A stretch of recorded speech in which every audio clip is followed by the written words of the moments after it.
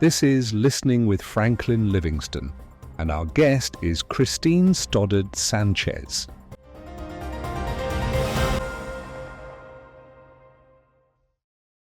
I don't know how I asked you this, but you mentioned the magic.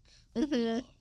That's the phrase you Yeah. used for it. Yeah. So sometimes questions could take away that magic. I I'll tell you why. So I did these courses. It's been a while. These like the dating coaches and all that do that. So there was this thing was said by more than one people in different workshops that when it comes to a kiss, romantic kiss, if you're gonna set it up by asking little questions, people might both parties might lose its charm, right? So the fear with that is now when we add this legal side to it, Mhm. what if one person says no, you cross the line? So it's very confusing thing these days. But the general rule of thumb is that let it happen and let the magic happen. Instead of asking question, hey, will you be okay if, depending how you ask, if my lip is over your lip or whatever, it could be awkward. The same thing I think when you getting to know, especially if you were in that lala phase, then discernment, observing. Because major themes, if somebody says that, I'm going to smoke weed, okay, I came to his place, hypothetically, 3 times and he smoked weed always. Yeah. Now I know what I am dealing with, or I have to. If it gives me a problem, headache, and all that, I should already know that Yeah. by now. It's done. So I would say maybe that's not the best time where you say, hey, babe, so if we become serious, will you always smoke weed? Because he might lie, or if he says yes, you might not like the answer. So then the question is when you are it's the same thing you you receive orientation in a workplace. You get a theoretical idea. Then you are on a probation period, Yeah. probationary, right? Where you see whether or not it suits me. Mhm. And so is the employer.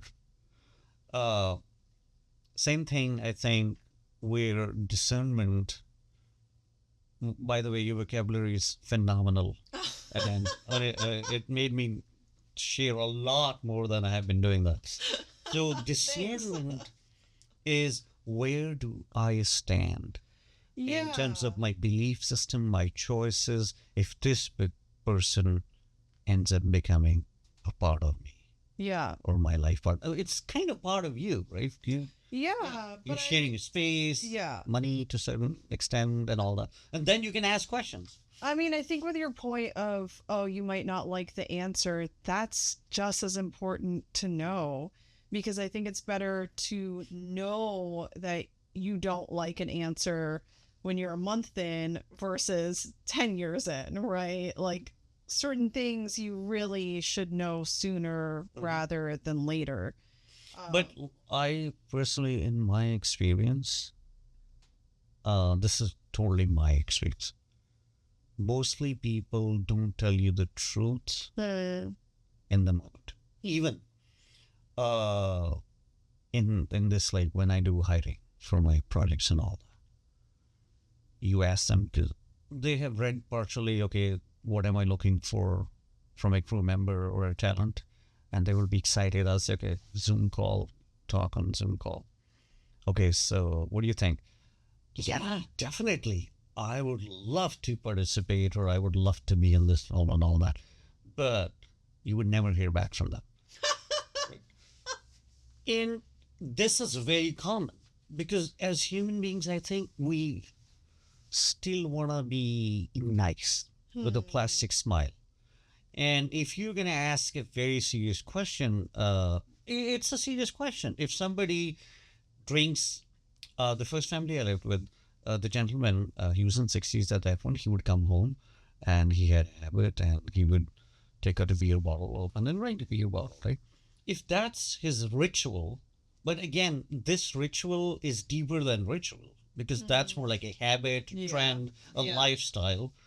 I don't think he's going to change much. Right. And he might say, if there's, so here's another thing. In the attraction phase or infatuation phase, you don't want to let go of certain things. And if you are really young and horny, you know what. So then you think, like, if I say no, I'm not going to change, things are gone. And this leads to another conversation. The false idea of being loved or accepted. And I know that I can say from a guy's perspective, I know guys who struggle with their significant others on being only fans or doing some stuff their inner person doesn't accept. And but they also know, they are smart enough to know that if their woman finds out that he's struggling with that, she'll think he's insecure, Yeah. he's jealous, and he doesn't believe himself, or he doesn't want his woman to have freedom. So the answer is really, if I don't use any filter, the answer is I'm getting free sex. It's not that costly, even if I take her out on dates. So if she goes, I don't have other option. But is that true acceptance? Is that true love? Is that being authentic to your own self and to the other? And I would say no. But I think that's one of the reasons why so many people don't live a life that they find fulfilling, why they don't meet many of their goals, why they don't feel that they have authentic connections to other people, because they're not even honest with themselves about what their actual values are and how they actually want to live their life. And I think I do think compromise is a part of life and you have to be realistic, but you also have so many options in this society. They're just so, in any, like, there's so many ways to live life. Why wouldn't you try and live the life that's closest to what you want? It just doesn't make any sense to me. so it goes back to your main goal. What's the goal of your life? And what are the things that take you to that goal? And who are you? Where do you come from? What are your values? And when you hold on to your values strongly, I think you develop the courage to say, this is right for me. Yeah. This is wrong for me. Yeah. This is acceptable to me. This is not. And I know it's not going to be easy. There's some sacrifice, but I'm willing to give a sacrifice that particular thing and not compromise on values. Yeah. And as I mentioned earlier, that, and I'm again going with this Christian perspective, I think in the Old Testament there's a verse that nations which don't have vision perish. I just translated. This is my. Sounds good. Yeah. So vision is directly connected with your mission, your goal. How you envision getting to that goal is very important. Right. And shortcuts and these things, they might work, they might not work. They might work with a lot of baggage that you run into other issues, and they might not work, and then you feel it's a disastrous thing. Yeah, I feel bad for people who are not aiming for the most honest, authentic version of their lives. Again, I don't think it's possible to have a perfect life or a life that perfectly aligns with your goals and your visions, that there are always going to be challenges along the way. You're going to have to reevaluate things, you're going to have to discern. But I think it's often been said that the longer you say yes to something that's not what you want, the longer you're saying no to all of these other more beautiful, fulfilling things that could be a part of your life if you were just willing to be a little bit more patient, if you were willing to just make a few sacrifices. And in the long run, that is going to be happier and more fulfilling for you. Exactly. Yeah. And that's what I consider discernment. Develop that patience, sit in the quiet. And as you mentioned about spiritual practices, I call them journaling. For sure. Listening, meditating, working on yourself. Do some yoga, engage in some sort of physical workout. Again, be gentle, be kind, be compassionate, and love yourself, and build yourself up. So don't do dumb things. Yeah. That's your listening phase. That's the thing. Listening phase cannot become a talking phase. The same thing when you're working on yourself, it can become something else. And people who'd come out of a relationship and then they begin dating, and whoever is taking advantage of them, they'll think, oh my God, they love me. And I don't know if that's love. It's really messed up. Yeah, it's just a lot of people rushing, like we've used that word a few times already, rushing, not being patient. And it can just lead to really toxic situations. I had a friend who, honestly, I had to press pause on that friendship because I was getting so frustrated. She just kept finding herself in these relationships where she was a people pleaser, and then she, like, an excessive people pleaser, and she wondered why these men were taking advantage of her. It's because you never say no. You say yes to everything. You're not willing to be patient and just be by yourself. And then you get upset when someone's taken advantage of you. Yeah, it's not your fault that somebody has chosen to be cruel, but it is your fault that you keep finding yourself in the same situation over and over again. And it is insane for you to expect different results, right? And to go complaining over and over again. You have to take control of your life. And part of taking control means doing the boring stuff. It's not always going to be exciting. There are going to be times where you just need to be alone. And discernment is always being alone. Yeah. Right? Your conversation with yourself. And theatrical people would know Hamlet, right? And in the spiritual world, it's soul searching. There are different words, but it's the same idea. Yeah. And being in conversation with yourself. Right. And unfortunately, that's not the norm. The trend is otherwise. Yeah. Even if you want to do something for yourself, you just post online so people could see. And the other thing is, if no one likes it, you still have something in your mind.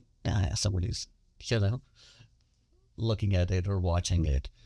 And that's not discernment. No. Discernment is being alone by yourself. Yeah, because ultimately you are supposed to live your life for yourself, right? You can try and make your parents happy, your teachers happy, your peers happy, all these different people. But first of all, they all want different things for you, especially when you've gotten to a certain point in life. You've had different experiences, different exposure to different value systems. People don't all expect the same thing from you. Maybe sometimes it feels like that, like, oh, there's only one answer, but no, everybody kind of has a different idea about what a good life is. And Yeah. some people are convinced that their idea is the best idea or the only idea, and then other people are more hands off and they're like, you do you, bro. Right? Mhm. But um I think it would benefit everyone to remember that no one is putting as much pressure on you as yourself, probably. Nobody's likely obsessing over your every little step and judging you every tiny step of the way. No, you need just do what you want to do, what you feel is the right thing to do for you. I think there's a quote, or I don't know, I came up with this thought that all my life I was thinking everyone is looking at me or something, right? But later I learned that no one was really paying attention to me. No So way. that's why, yeah, hey, to impress, yes, accountability. Yeah. And I want to share a story of a friend who would say, I'm your best friend. Because you see, but you're my best friend. I said, okay. And I'll tell you why. Because I have never given up on her. It's been how many years? She was 18 when we became friends. Now she's 26. And I never rejected her call in terms of whenever she wanted me to listen for hours initially. And but one thing which I keep reminding her, that's why she never excommunicated me, and she never disconnected uh, her desire to talk to me. I said, I can't be polite. Yeah. Polite in a way that, for this is an example, she thinks she's going back to California. She's originally from California, and she's not going to come back to New York City. And we were having this conversation last week, and she said, "Are you going to drop me off?" And I said, "No," right at the airport. And I told her the reasons. And I said, "Look, if I was not a good friend or sincere friend, I would have said, I'm busy, I've got to do this thing, I have part, whatever. There are tons of excuses. But because of something, I'm telling you this, so you could learn. Because in this culture, people don't tell you Yeah. why. They just say why. They hide the reasons. And sometimes they would stop talking to you. You would never know why. And for some people who are emotionally sensitive, it becomes a huge burden throughout their life. What did I do? Where was I wrong? Did I cross the line? What happened? And you will never know. So there's no closure. And some of us do want that closure. Yeah. Right. And the other problem that happens is when you don't have that closure, if you had good memories, you don't focus on them.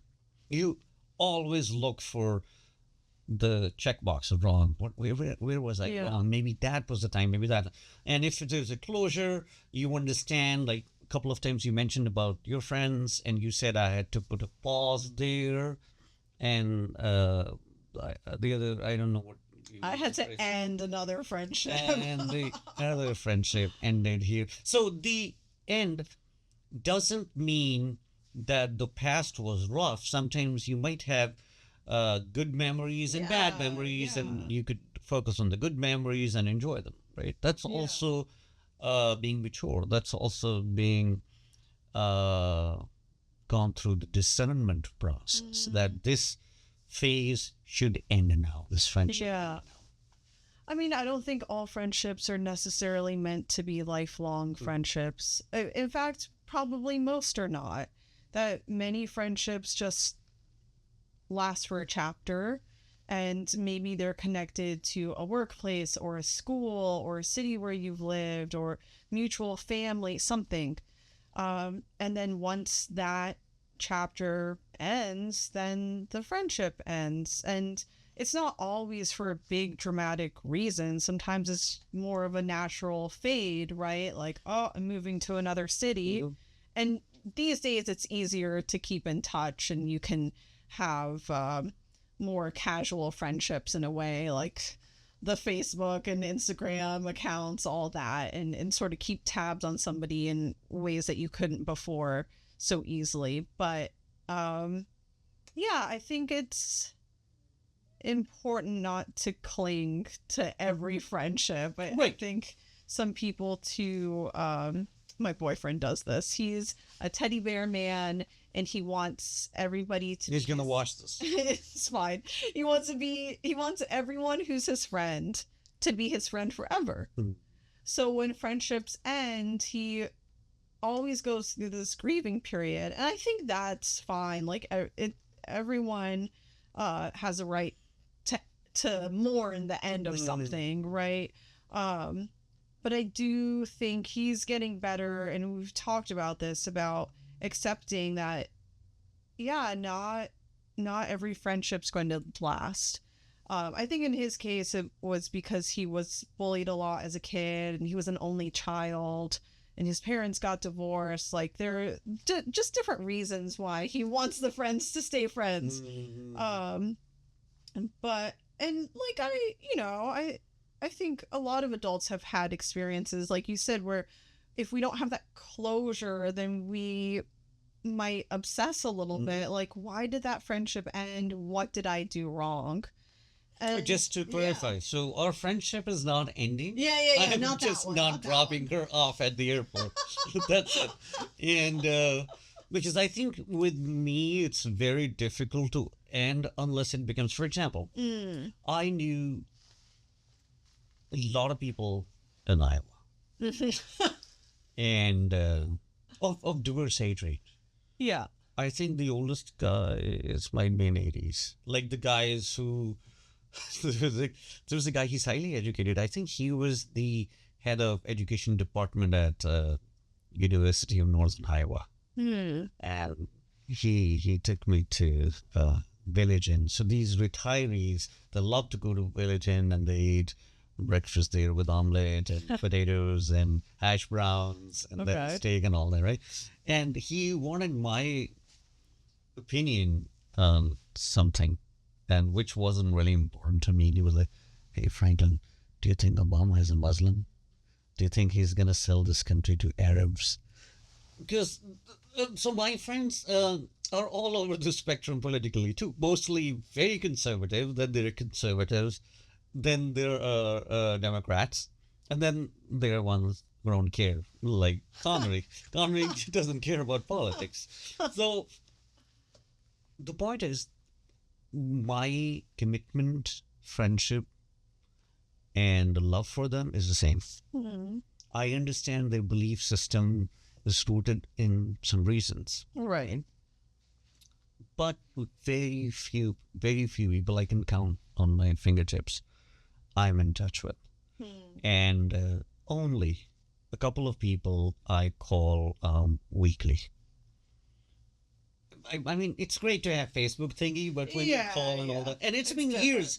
Last time I visited Iowa was 20 and maybe 17, 16 or 17. It's been a while, but when I talk to them, I just talk the way I'm talking to you. It's because it's a two-way traffic. There were some people I called, like you said you would reach out. And when I was visiting, I called them. I left a message, "Hey, I'm in town. Let's get together." Well, I did not hear back from them. And they're great people. I still remember a couple of guys that actually I missed. There was one, an eye doctor, right? We got along really well and all that. But I texted him last time and I don't know what he said. So that's it. So you can't really push, you know? Right. It's not like Jehovah's Witnesses. Those are the people who go to people who don't, you know. Yeah. So there's always a limitation, right? And then you have to say goodbye. I thankfully never went through that grieving process. I never needed that, but sometimes I miss them and I feel it Yeah. emotionally. And I don't have any hesitation in sharing that I do feel sometimes emotionally raw, because you feel like, oh my God, I wish I had time to do this thing or that thing. It was so great, but I don't know, they didn't want to do it. Now things are over, they got busier. Maybe they think I'm too far, and that's it. So that's the reality I have to accept. But another friend story I'll share about validation, acceptance, and why, first of all, why some people do certain things, what might be the causes, and how they are really destroying their lives. And I want to have you. Okay. So this was in Proverbs 29:18. It says, where there is no vision, the people perish. And I think it applies to both individuals and a nation or society. So having a vision is very important. Where are we heading to and why? What's the end goal? And what are the values we're not going to sacrifice or compromise on? So, yeah. So that was the verse. Let's go back to the courtship, the event, the wedding day. I actually noticed something, and then a long time ago, there was a debate or some sort of speech in the Senate.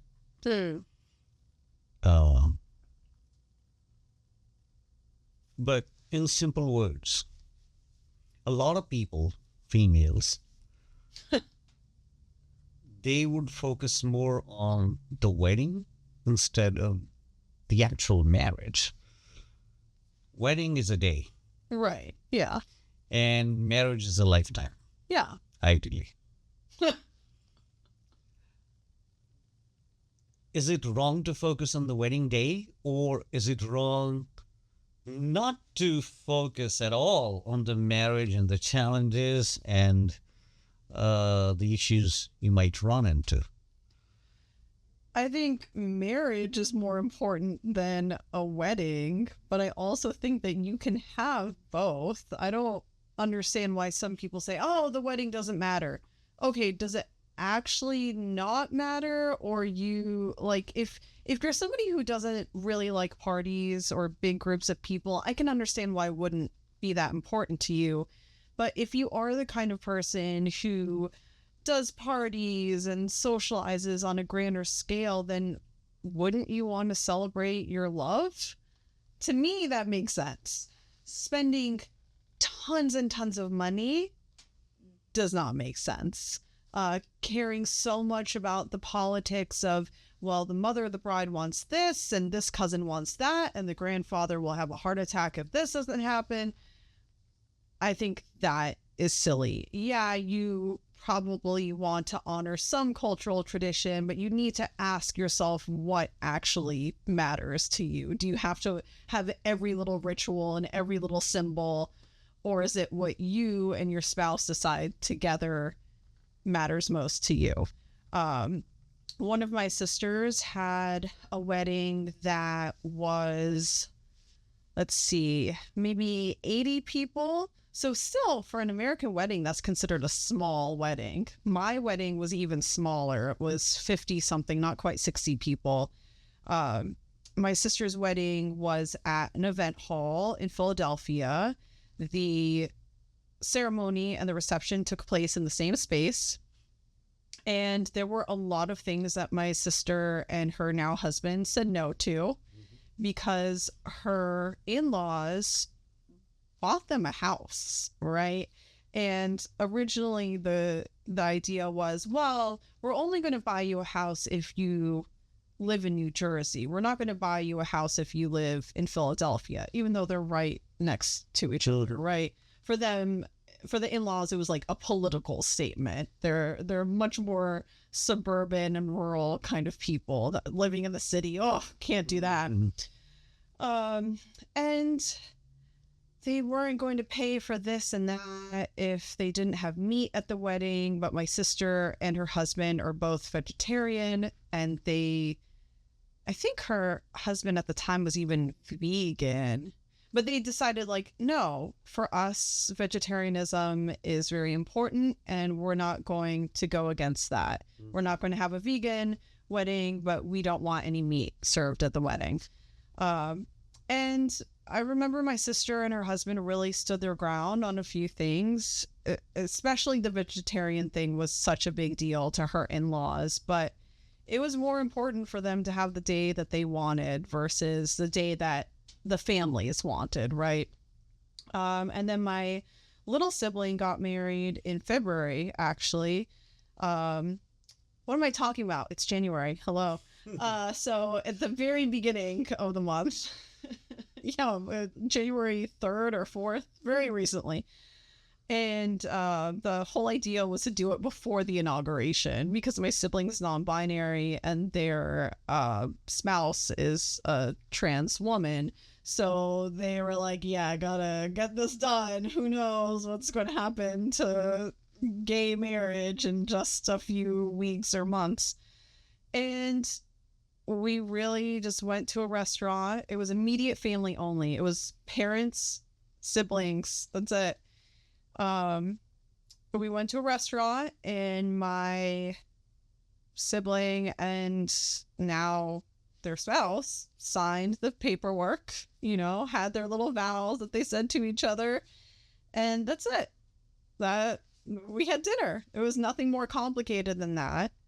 And I remember my mom the next day or two when I was on the phone with her said, well, that's not how I would have done the wedding, but I'm happy that they're happy. All that matters is that my child has found the person that they want to be with for the rest of their life. Like, okay, you had your judgments, but you're choosing to focus on what matters most. You had to let me know first that you didn't entirely approve of the way that ceremony, quote unquote, took place, but okay. I remember for my wedding, like I had some Pinterest boards, but I, by American standards, had a very modest, frugal wedding. Our budget with my wedding ring, with my dress, everything did not exceed $5,000. So that's pretty darn good. I know people who spent tens of thousands of dollars on their wedding, had 250, 300 guests, and also got divorced. That's what I'm saying. This speech in the Senate, and my argument is, because I've seen this, that people who get attracted, they date for a little bit, then, okay, he proposed me, usually it's he, still in the US, and then you begin wedding planning. Now, a wise thing guys tell to the guys is, be quiet, let her do. It's day, right? And if there's some sort of joint money, then there are some conflicts. But again, that's the time where you're like, yeah, it's okay, it's going to be fine after you get married and all that. So this is the experience I'm talking about is more about the women. So their focus is more on the wedding day.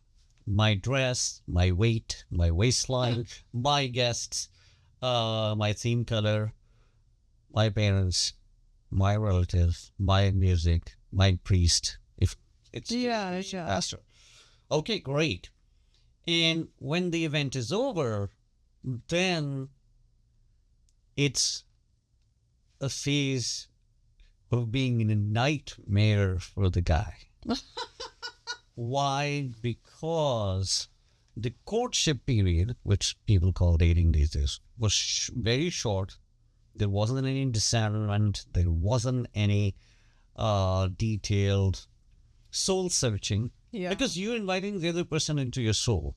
That's why this old phrase, soul ties. and you didn't do that. Your focus was that how cute we look. My friends think, oh my God, you guys look so cute together. These are the phrases people use. Yeah. Oh my God, you're made for each other because somebody saw you kissing behind the door. And then you wore, maybe there was a Christmas and you wore the similar kind of mittens or socks and posted pictures on the social media. People thought, oh my God, that's the couple. And Yeah. that all that dressing up, the show, I'm calling it a show, right? Those bells and whistles that were really making people think you guys are cute, it's gone because Yeah. now it's real life. Wedding day is over. Now the real life begins. See, after a month, paying the bills, who's doing the job, who's doing the laundry, cooking, cleaning. One person has a job, the other one is still in school. There are a lot of issues, right? And gifts. What are we doing with the gifts? If one person has a power, she might say, I'm going to give these things to my friends because so and so is getting married. So there's this unrealistic lifestyle which is taking place in one household just because both people did not care to think about life after that particular event. Yeah, I, in hindsight, wish that my ex had been more involved in my wedding, our wedding day, Solo wedding. because it made me sad that he was not as excited about choosing certain details. For him, it was more, well, these are things that my family does. These are things I want to do. And then anything else he didn't care about. My boyfriend and I have discussed getting married, like probably engagement after I'm done with Columbia, all of that. But you know, still room to have some surprises. I think it's important to have discussions, but also like a little bit of openness is good too, not to plan every tiny thing. As I said earlier, that then it takes away that magic, the Yeah, right? The yeah, charm. yeah. If it's so structured, Right. you know, yeah. So we've discussed it, and he is really excited, and it makes me happy to hear this. He's excited to have a wedding, and he doesn't see it as the most important day in somebody's life, but he sees it as an important day, because it is a celebration of your commitment to this other person. It's your celebration of love. And he's talked about some of the friends that he would love to have involved and details that we would have, things that make him emotional. And I like seeing him tear up. I like seeing him get sensitive and vulnerable about this kind of discussion, because it shows that he's emotionally invested in it, that it matters to him how we celebrate this day, that it's something that would be a part of our lives forever, a memory that we make together. I can understand why some guys have been socialized to think like, oh, that's a girly thing. Yeah, because little boys are not raised to fantasize about marriage, of the wedding, to distinguish, and like the colors and the dress and blah blah blah, all these details. But to not want to be involved in this expression, this very public expression of your love, is sad to me. It just shows a certain lack of care. Yeah, I think it's important not to be materialistic or overly, right? Like caring about spending so much money on so many unnecessary things. But the fact is, an event is going to cost money. It's going to cost something. It's not going to be $0. So you have to spend some amount of money. And Yeah, it comes with making certain choices, and hopefully you're making many of those choices together because you're both excited about this day. So one of my closest friends got married last year. I was part of the wedding party, and he told me the group of photographers he was going to hire. But at the actual wedding, uh, there was a different photographer. So later on, when I asked him, he mentioned his wife did not really like their work, so she wanted to go with the other group, and that he said, okay. I think that was the wisest thing. That's what I meant, that he didn't argue over it.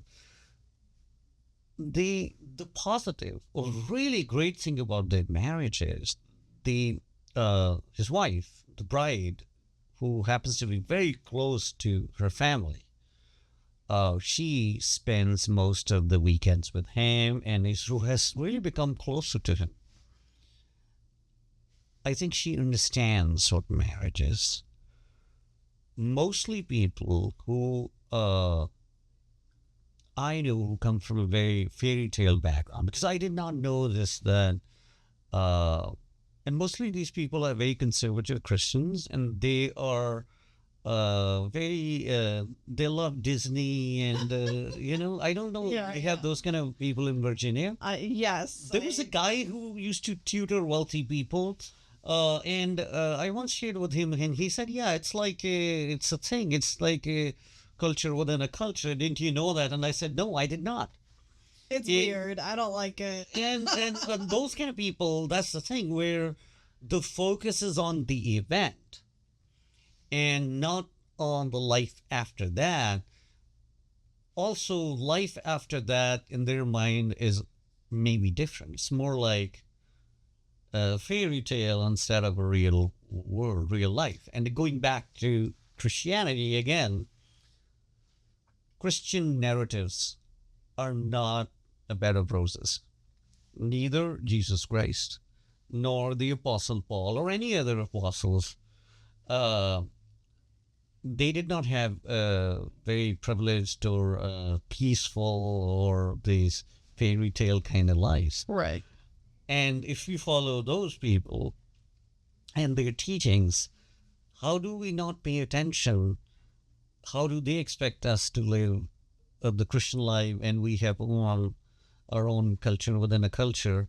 You laughed because I think you know more than me, these kind of people. I don't. I have seen limited version of them, but that was confusing. And I thought maybe that's the way of life. That's the American way of life until I got exposed to other groups.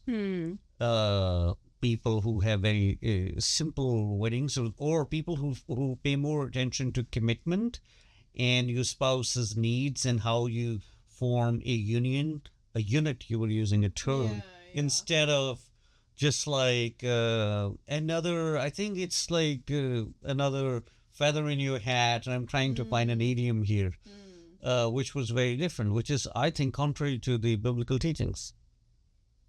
I was laughing about the Disney couples because I see that as very materialistic. The Disney people I've known have been total fanboys, total fangirls. They have to buy all the merch. They have to get the trips to Disney World, Disneyland, do the Disney cruises. It's such a keeping up with the Joneses, and the weddings are all like cookie cutter, build a bear kind of weddings where they have menus basically, and you point out, I want this and this and this. It's not very individualistic in terms of, it's not personalized to the couple. So that's what I find gross about it, is the materialistic aspect. I don't even know what values to assign to it beyond the materialism. I think there has to be this naive aspect of focusing so much on the day of, and then everything else is happily ever after. But I'm not sure if that's even right, because again, like my association is with the merch and the spending on all these trips. I think one other thing is it also puts a lot of pressure on men because their expectation. And I think it took me years to understand this, and I still don't. So when you're expecting or using, you start with this phraseology of Prince, your groom, right? Uh, and then he's like Mickey Mouse. Mickey Mouse is the savior, right? I mean, these connection, and I don't know where it all got tangled with the religion. It does because all, and then I personally think it's idolatry because a lot of the decorations and these people's homes, even crockery, no one uses that term crockery dishes. Yeah. No, I know what you mean. It's a very old word. So dishes, they have Mickey Mouse and Minnie Mouse and characters from the Toy Story. I even forgot these things. And then there are these princesses and all that stuff. To me, it was crazy. Because to me, you cannot. Look, if you believe Jesus Christ, or say triune God you believe in, which these peoples are more about, oh my God, and I mean, you know, a lot of these people on TV, they'll wear a cross and all that. Yeah. And the creator of the universe. So when you're talking about the creator of the universe, you're talking about the Messiah of the universe, you're talking about the heaven and eternal. So shouldn't their respect be way higher than Minnie Mouse, Mickey Mouse, or these Disney figures? I mean, I think so, but I also think it's just another way that capitalism interferes with religion in this society, that people might say that they believe in Jesus and they belong to this church or whatever, but really for a lot of Americans, life is about money, making money, collecting things, keeping up with the Joneses. It's not actually about these religious values that you mentioned earlier, social justice and caring for the poor, all that stuff.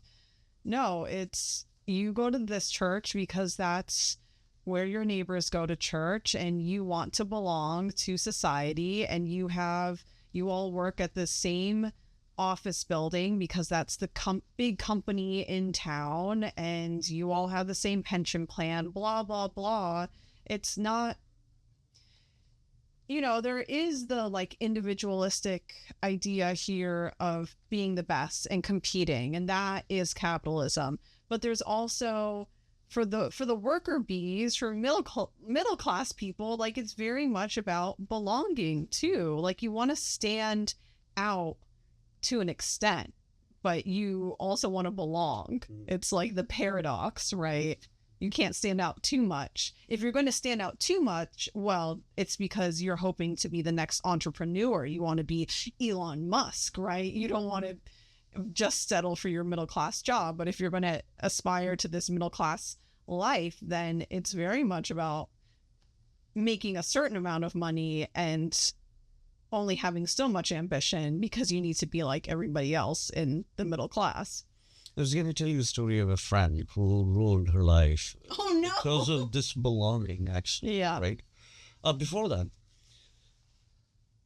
a young man I met, I think he might be in 20s, from France. Very smart guy, a pharmacist. He asked me a question. I was speechless. He said, how do people justify... In the United States, he was asking me, how do people justify being Christians and then doing whatever the US does? Because none of your systems identify with basic foundations of Christianity, Right. right? And I was speechless because I know he was right. Or because starting from Matthew, when Jesus begins talking, all he talks about is rich people and how it's difficult for the rich people to get into the kingdom of God. And you keep going and read the epistles, and then you read the book of Revelation about the generals and wealthy people and all that. Christianity, at its core, teaches to love your neighbor as yourself. Mm-hmm. It doesn't matter who the neighbor is, right? And yourself, it's a pretty heavy duty commandment, Yeah. right? And can I do that? No. Right? And then forgiveness, accepting, loving unconditionally. All these things, I don't think that's easy. No. And then trusting God, right? Trusting God when you have nothing. What about the credit cards, Mm-hmm. right?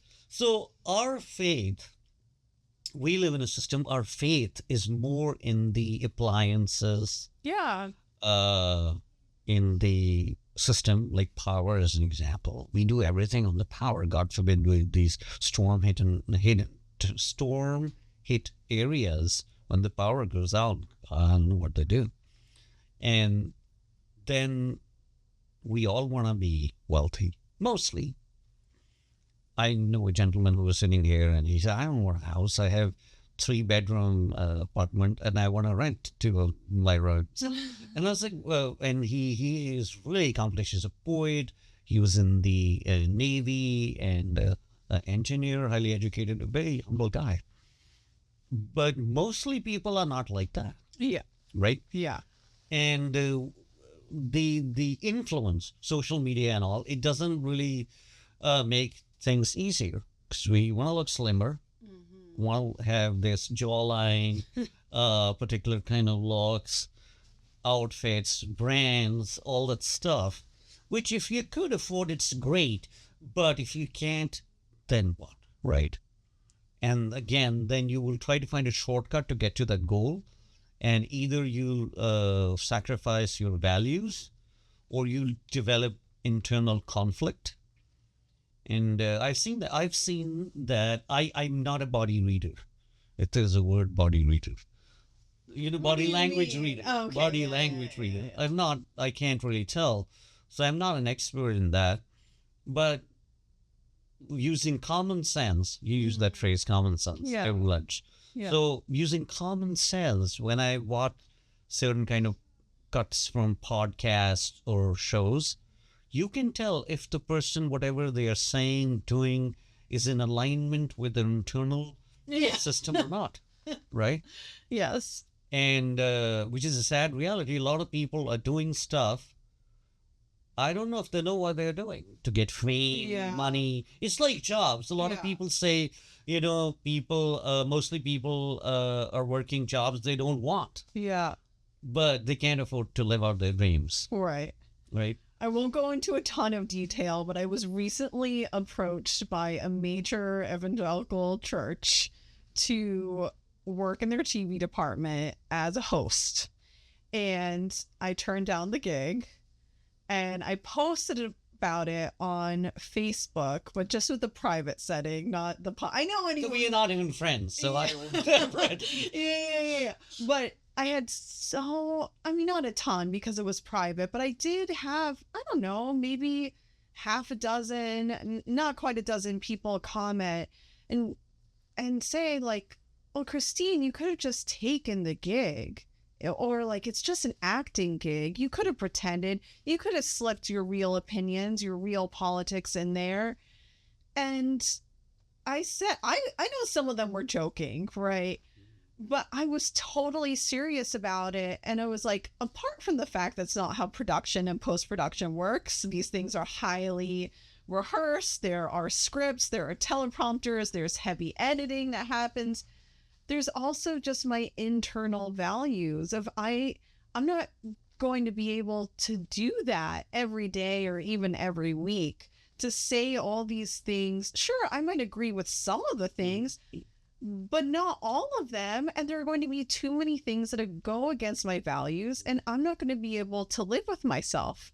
I have the 3-bedroom apartment in Brooklyn. I'm happy with that. I don't need more and more and more.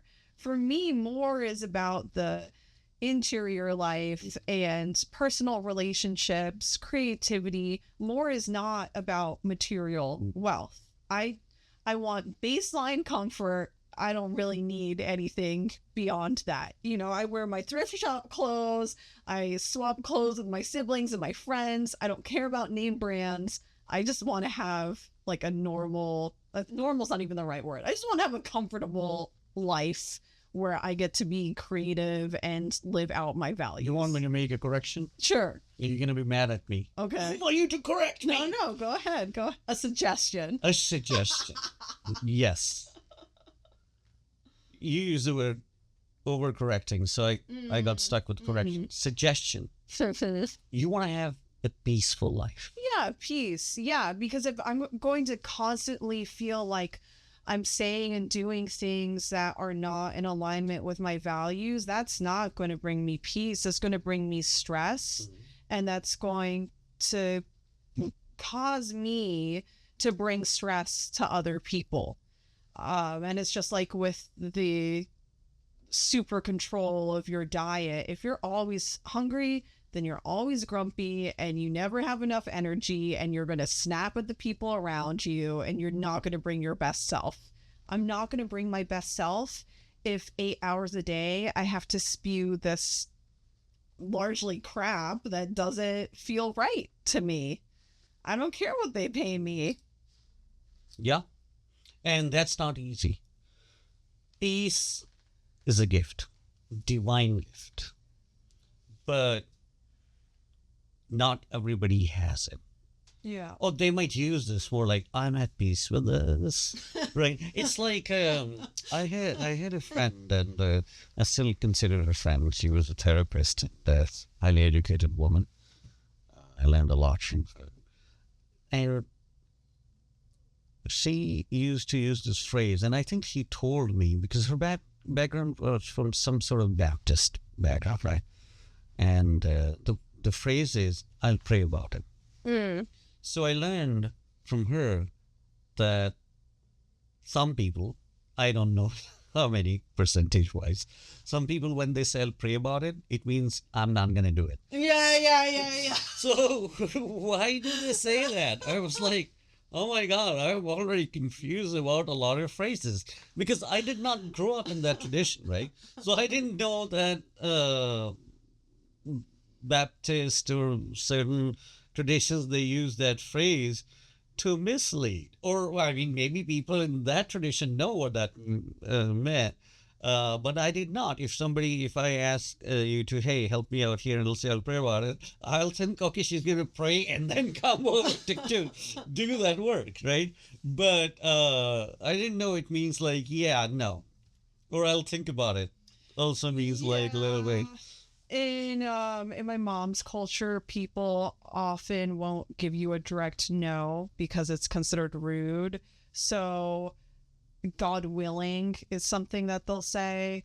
Ojalá, it's very similar to inshallah. Hala is in Spanish? Ojalá in Spanish. Yeah, it's like God willing. Inshallah means God willing. Yeah. But I think that's, okay, that's again, there are two types of usage. People who are nominal. Again, I think it's used more in Muslim, some people call it Islamic cultures. And you might not be Muslim or followers of Islam, but because you're influenced by that culture, you might use it. So people who are very good people, for the lack of a better phrase, they would use it positively. God willingly, you'll get to your destination soon. But then there are people, you'll say, hey, so are we meeting tomorrow?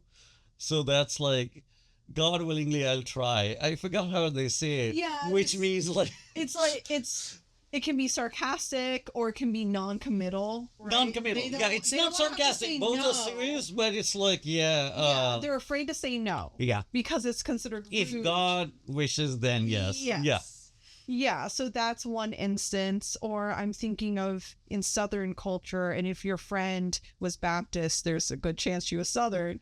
No, she was originally from New Jersey, but Yeah. her dad was a professor in Illinois, so I met her in Illinois, Okay. and we went to grad school together. Well, in the South, have you heard of bless your heart, that expression? I might have heard that somewhere on TV or from somewhere. I haven't So- been to South. Yeah, it's similar. It's similar to I'll pray about it. South? Right. Bless your heart can be an insult. It sounds very sweet, right? Bless your heart sounds like, oh my God, they really care about me. But it could be a sarcastic thing. It could be like, oh, he's an idiot. Like, God better bless you, because who else is going to do that, you know?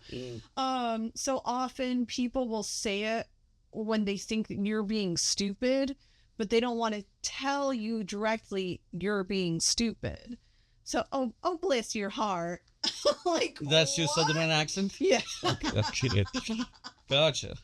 It's yeah, it's insane how people won't say no. Like, just be honest. Just be life. Communication with others would be so much easier if people were more direct. Less a lot of the hypocrites, you mean? time. Yeah. Yeah, I don't know these. I don't even use idioms. I know in Iowa, a lot of people used to use idioms, and I think in my case also I became a little rebel because I was told what's done or what not. But I also think I was surrounded by the wrong people because those people were scared, and that's why now I think. Like, I had a friend very close to him. He was from Michigan. He was doing PhD in Illinois. And I did not realize that deeply, but I didn't go to his town. But he would never go to an ethnic restaurant. I think his extreme was, so we would go to Chipotle, which is like, you know, It's owned by McDonald's. he had a car, which I did not. So I had to go with him. But that was probably it. But authentic Mexican, Indian, Arab, I don't think like he would go there. I don't know why, but and he was doing PhD. And also, we were talking about education earlier. The reason I gave up on PhD, you spend 6 years, you spend thousands of dollars, depending like you have scholarship or not, or what kind Yeah. of Still have to situation you were in. find a way to live. Yeah. And you spend most of your days inside the library. So actually, you were researching the texts. You're not really researching, you can do in Russian literature, as an example. And you don't have to go to Russia. Right. Actually, somebody came to my mind who was doing PhD in Russian literature at Columbia. Oh my So God. I don't know about that. But in general, I think in general, you don't have to go to a particular land or region or talk to people unless you're doing ethnography. Otherwise, you can just like read and write. And if you're an excellent writer, that's where you get A grade straight A's. Which was also, I don't know, it sounds like a dumb idea that you write these papers and then I don't know if anyone reads them once you Right. graduate. So, yeah, in science, it's different. You're doing these researches and in biotech and biochemical world, but the sciences, the philosophy and these kind of art related subjects, you just write Yeah. and then that's it. So I don't think that's wise, and you don't have life. PhD students I saw, oh bro, they were sorry, they were reading like 10 books a day, and I also thought of doing JD, And I learned from a friend, her cousin was doing JD, that he reads, I forgot, 300 or 400 pages a day. Stop I was it. like, okay, Oh my I'm good, God. bro. And it's not like entertaining reading. It's very dense legalese. I don't know what do they teach here. I'm familiar with LLB, which comes from the UK, and UK system is a little different. Because here it's like we have an MD for medical Right. and JD for a lawyer. They have an MBBS. You can become a doctor, and then you can become LLB. These both degrees are after bachelor's, where you can do this, I think, 4 years, and then you can become doctor or a lawyer. You can do more, for example, bar at law barrister like George Clooney's wife, Mm-hmm. but you don't need that to start. You can start at a lower level and attorney or whatever term they used. Mm-hmm. So I'm familiar with that, but here I don't know. It might be like you were saying, you had to study a lot of irrelevant stuff, or because there are some courses they would ask you have to take these, and you can't say no to those, right? Yeah, no, that's true. And again, my question will be why? What's the end goal? Are we making better human beings, or are we just creating a depressed community? Yeah. And we were talking about a campus this morning, and it was said that this is not the best campus if somebody wants to get married or have a relationship, because students were so drained and they were so Yeah. stressed out because Yeah. the straight A's and all that. So it's a integral part of a community, the education system. But I think it should benefit humans, Right. not take away humanity from. Yeah. Yeah. I mean, I know there have been studies about the high depression rate among graduate students, how there are higher suicide rates at some of the more competitive schools, like Johns Hopkins has a very high suicide rate, College of William and Mary. And they also have done studies on people's sex lives. And, people will choose different things. I understand not everybody genuinely wants to be sexually active, and some people are asexual, but for many people, having a romantic and sexual relationship during college is something they wish to have, right? At many of the more competitive schools, they have a much lower rate of sexual activity, romantic relationships than at the less competitive schools. And yeah, I think it's because so many of the students are hyper focused on competing for these short lists of things, instead of, like you're saying, focusing on their humanity.